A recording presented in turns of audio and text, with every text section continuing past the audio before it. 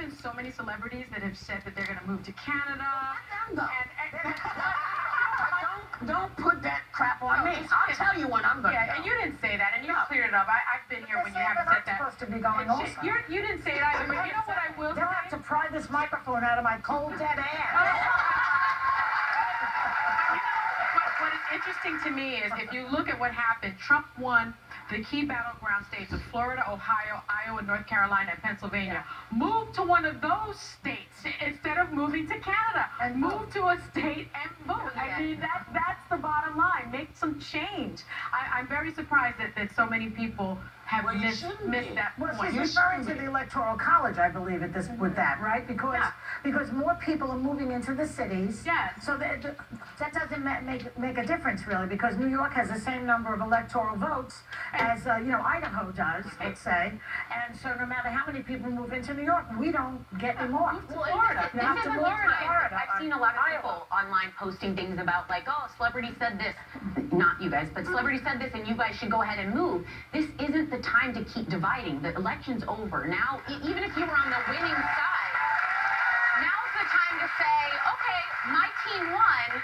Let's come together. Yeah. That's the only way you can make change. And also, you have to listen to why people feel the way they do. You have to listen to women and why they're uncomfortable and what the fear is. Yeah. Because you weren't thinking about that.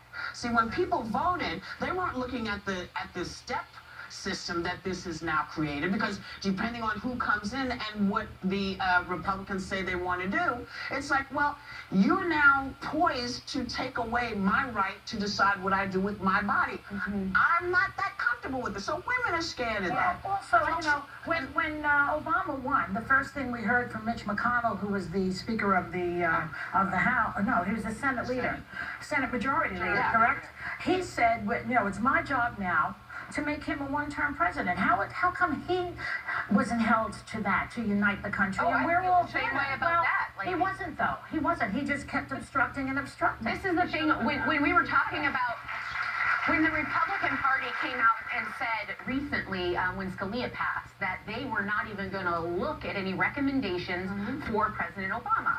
I came out and said, that's not fair. We elect you to these positions. This is the system we live in. Yeah. Now, I'm taking that advice because the election didn't go the way I had wanted, but I recognize that I have to look at what happens now. Digging my heels in only perpetuates problems. By saying, let me see what comes up, and one by one, I'll look at each one, and I'll defend what I stand for, and I'll try to make concessions where I can. I excuse a lot of the...